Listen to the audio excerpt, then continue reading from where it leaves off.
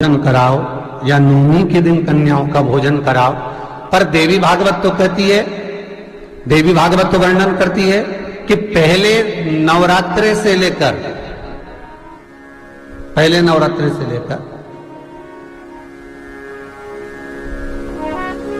नौमी तिथि तक जितने दिन देवी के होते हैं, प्रत्येक दिन में आप किसी भी दिन कन्याओं का भोजन करा सकते हो, पहली रात्रि से लेकर, पहला दिन से लेकर।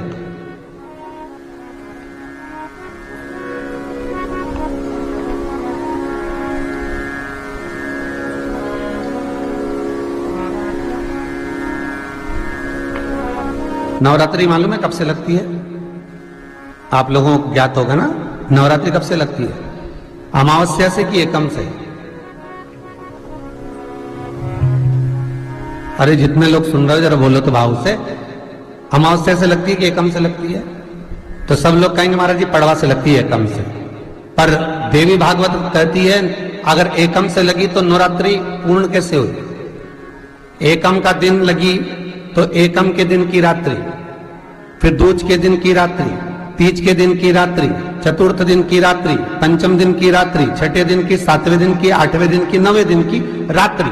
पर नवें दिन तो सुबेरे पूजन करके, यज्ञ करके, अनुष्ठान करके देवी को विसर्जन कर दिया, फिर नवरात्रि पूर्ण कैसे हुई? नवरात्रि की पूर्णता होती है अमावस्या की रात से गिनी जाती है। कौन से दिन से गिनते हैं? अमावस्या की रात्रि। संपूर्ण ब्रह्मांड की रचना करने वाले, जिनको भगवान शिव ने स्वयं ब्रह्मदेव से कहा है कि ब्रह्मा जी तुम सृष्टि खंड को आगे बढ़ाइए, सृष्टि की रचना करिए। और आज ही के दिन, यही चैत्रीय प्रतिपदा के दिन, यही इसको कहते हैं नया संवत्सर, नया वर्ष। हिंदू धर्म में क्यों कहा जाता है? आज ही के दिन ब्रह्मा जी ने महाराज सृष्टि की रचना करना प्रारंभ करा था। आज ही के दिन भगवान शिव और ब्रह्मा का संवाद हुआ था। सीधे भगवान शंकर ब्रह्मदेव के पास जाकर बोले थे, हे ब्रह्मदेव आप सृष्टि की रचना करिए। तो ब्रह्मा जी ने पूछा था, सारे नक्षत्र आपने बनाए, सारे दिन आपने बनाए, सारी घड़ियां आपने बनाई, सारा पल आपने बनाया, मनुष्य की श्वास गिनती, काउंटिंग, अर्थात मनुष्य के शरीर की रोमावली, ये सब आपने निश्चित करी है। नवरात्रि का ये जो आप पहले दिन ही कलश स्थापना होती है और पहले दिन ही आपको ये ज्ञान हो जाए कि बच्चे पूछे कि कलश क्यों रखा जाता है, कलश के ऊपर आम के पत्ते क्यों लगाए जाते हैं, कलश के ऊपर नारियल क्यों रखा जाता है, कलश के ऊपर 9 बार मोली क्यों बांधी जाती है, मोली मतलब लच्छा नाड़ा 9 बार क्यों लपेटा जाता है नारियल के ऊपर, कलश के ऊपर जब रखते हैं।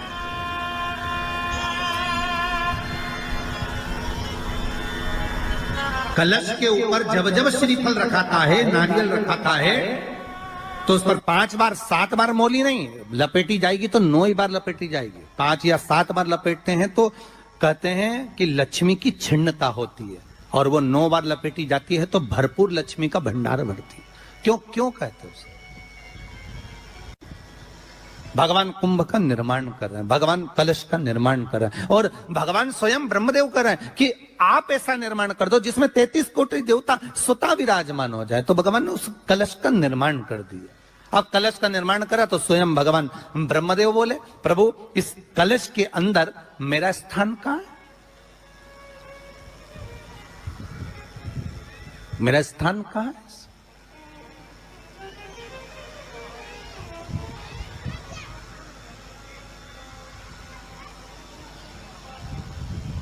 बहुत ध्यान देना महाराज, कलश का जो मुख होता है उस मुख पर भगवान विष्णु का स्थान होता है। किसका स्थान है? भगवान विष्णु का।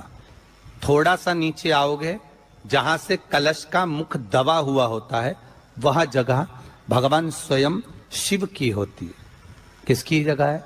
भगवान शंकर की। कलश का अग्रभाग, नीचे का भाग जहां से फैला हुआ होता है, वहां ब्रह्मा का आधिपत्य स्थापित होता है। फिर कलश का जो नीचे का भाग होता है वो भगवान शिव और शक्ति का स्थान होता है। कलश के बाहरी भाग में, जहां पर बाहर का हिस्सा होता है, उस कलश के बाहरी भाग में 33 कोटि देवताओं को भगवान शंकर ने लाकर विराजमान किया होता है। महाराज भगवान शंकर 33 कोटि देवताओं को निमंत्रण देकर उस कलश में विराजमान कर दिया। कितना सुंदर लिखा है देवी भागवत के अंदर कि जहां कलश की स्थापना होती है उस जगह पर किसी देवताओं को बुलाने की जरूरत नहीं होती। 33 कोटि देवता उस जगह पर स्वतः विराजमान हो जाते हैं। स्वयं 33 कोटि देवता स्वयं वहां विराजमान। नवरात्रे एकम से प्रारंभ नहीं होते, अरे अमावस्या की रात्रि से प्रारंभ हो जाते, इसलिए उसको कहते हैं नवरात्रे। क्योंकि नवमी के दिन माता जी का विसर्जन हो जाता है, जवारों का विसर्जन हो जाता है, व्रत करने वाले कन्या पूजन भोजन भंडारा कराकर विराम दे देते। तो नवमी की रात्रि उसमें नहीं जुड़ा पाती, उसमें रात्रि अगर जुड़ती है तो ये अमावस्या की रात्रि से जुड़ना प्रारंभ होता है, तब जाकर वो नवरात्रि पूर्ण हो पाती।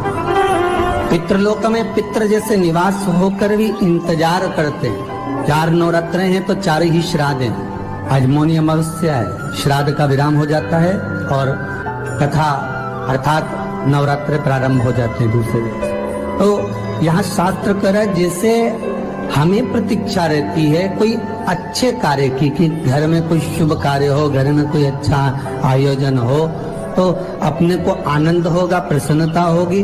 उसी तरह हमारे जो पूर्वज चले गए, जो पूर्वज चाहे वो अधोगति में गए हो, चाहे वो देवगति में गए हो, चाहे वो पितृलोक में निवास कर रहे हो, तो जितने भी पितृलोक में निवास करने वाले पूर्वज होते हैं वो भी ये विचार करते हैं कि हमारे घर के वंश द्वारा, हमारे वंशजों द्वारा कोई ऐसा सत्कर्म हो जिससे हमारे जीवन की वितृप्ति हो और हमें आनंद की अनुभूति हो। और ध्यान दीजिएगा महाराज, आपको चैत्री नवरात्रि का स्मरण होगा, आपको शरदी नवरात्रि का स्मरण होगा, पर जो आषाढ़ में और माघ में जो नवरात्रे पढ़ते हैं इसका एक आनंद ही दूसरा रहता है। बस इतना जरूर होता है कि दुनिया के लोग वो जो 2 नवरात्रे होते हैं उसमें कलश की स्थापना भी करते हैं, देवी का पूजन भी करते हैं, अर्चना भी करते हैं, मंदिरों में भीड़ भी रहती है और खूब प्रेम से माता का जगराता वगैरह सब होता है। पर ये जो नवरात्रे हैं 2 गुप्त नवरात्रे, इनका लोगों को स्मरण नहीं था। वो तो धीरे धीरे ये टीवी चैनल के माध्यम से कथाकारों ने, वक्ताओं ने स्मरण कराना जब चालू करा, धीरे धीरे बताना, मार्गदर्शन करना जब चालू करा, तब लोगों को ज्ञात होता गया कि कोई गुप्त नवरात्रा भी होता है, उसमें भी देवी की आराधना होती है। ये 4 नवरात्रे अलग अलग अवस्था के हैं, अलग अलग सुख के हैं और अलग अलग आनंद के। आपके घर में पितृदोष है, आपको ऐसा महसूस होता है, तो किसी भी नवरात्रि के पहले जो अमावस्या पड़ती है, जिस दिन अमावस्या रहे उस दिन चावल की कटोरी में एक कपूर का टुकड़ा रख दीजिए, छोटा सा, और कपूर का टुकड़ा रखकर उस कपूर को दरवाजे के बाहर कटोरी में ही, चावल रखी हुई कटोरी में ही उसको पितरों का स्मरण कर कर जला दीजिए।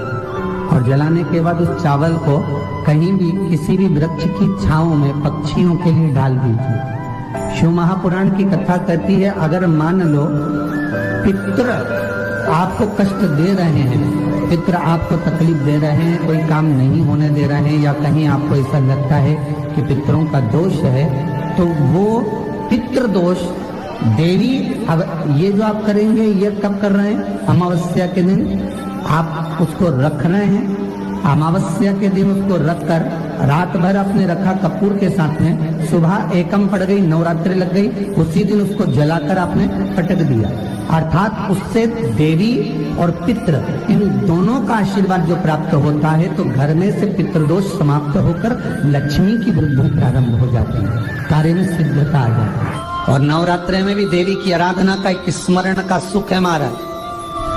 ज्योत का विधान है, नवरात्रि में देवी की ज्योत लगती है, अखंड ज्योति लगती है, जवारे बुआए जाते हैं, कलश लगता है, ज्योत का भी विधान है। जिसके यहाँ दिया अखंड जलाया जाता है, अगर वो दिए की लो, दिए की बाती अगर दक्षिण दिशा की होती है तो उसके घर में साल भर में एक घात जरूर होती है। जो दिया अखंड जलता है उसकी बाती का मुख दक्षिण का नहीं होना चाहिए। अगर आपने देवी भागवत का स्मरण करा हो, देवी भागवत को अगर सुना हो, तो देवी भागवत में स्पष्ट किया गया कि पूर्व की ओर मुख करा हुआ दिया, अर्थात पूर्व की ओर ज्योत जो जलाई जाती है वो संपदा की वृद्धि करती है। पश्चिम की ओर मुख कर जो ज्योत लगाई जाती है महाराज वो वैभव को देती है, और उत्तर की ओर जो मुख कर ज्योत जलाई जाती है, उत्तर की ओर जो ज्योत का मुख रहता है वो आयु की वृद्धि करती है, घर में अकाल मौत को रोकती है। दक्षिण की ओर ज्योत ना लगाएं, अगर आपको लगाना है पूरब की लगाएं, पश्चिम की लगाएं या उत्तर की लगाएं। और जितने दिन महारानी जगदम्बा जगत धात्री दुर्गा भवन चैत्र नवरात्रि में, शरदीय नवरात्रि में, आषाढ़ी नवरात्रि में, आदिक पौष नवरात्रि में हम जगत जननी जगदम्बा की जब स्थापना करते हैं, या हम नूतन घर का प्रवेश करते हैं, या गणेश जी की स्थापना करते हैं, या कोई दुकान को प्रवेश करते हैं, या कोई शुभ कार्य करने के लिए अग्रण्य होते हैं, तो हम कलश की स्थापना क्यों करते? कलश के अंदर आखिर ऐसा क्या विराजमान है कि 33 कोटि देवता उस कलश के अंदर आकर बैठ जाते हैं। आप कोई यज्ञ करने जा रहे हो, आप कोई पोथी पुराण करने जा रहे हो, आप कोई अच्छा कार्य करने जा रहे हो, तो ब्राह्मण देवता कह देते कलश की स्थापना होगी, कलश की शोभा यात्रा निकलेगी, कलश यात्रा निकलेगी, कलश विराजमान होगा।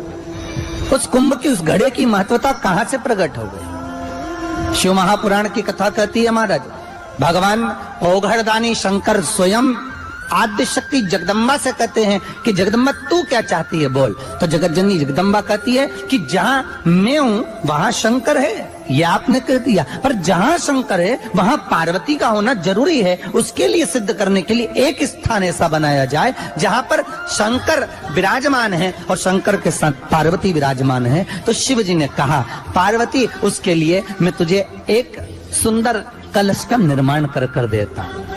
अष्टमी के दिन कन्याओं का भोजन कराओ या नवमी के दिन कन्याओं का भोजन कराओ, पर देवी भागवत तो कहती है, देवी भागवत तो वर्णन करती है कि पहले नवरात्रि से लेकर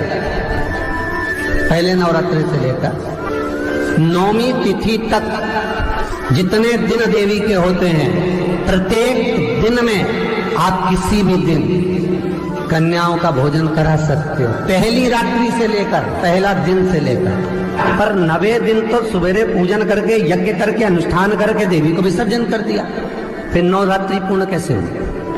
नवरात्रि की पूर्णता होती है अमावस्या की रात से गिनी जाती है। कौन से दिन से गिनते हैं? अमावस्या की रात्रि, फिर एकम की रात्रि, फिर दूज की रात्रि, ऐसे गिनते गिनते अष्टमी की रात्रि तक और नवमी के दिन सुबह तक या दोपहर तक या शाम तक, जब तक आप यज्ञ ना करें तब तक ये 9 रात्रियां पूर्ण गिनी जाती है महाराज देवी भागवत के हिसाब से पूर्णता।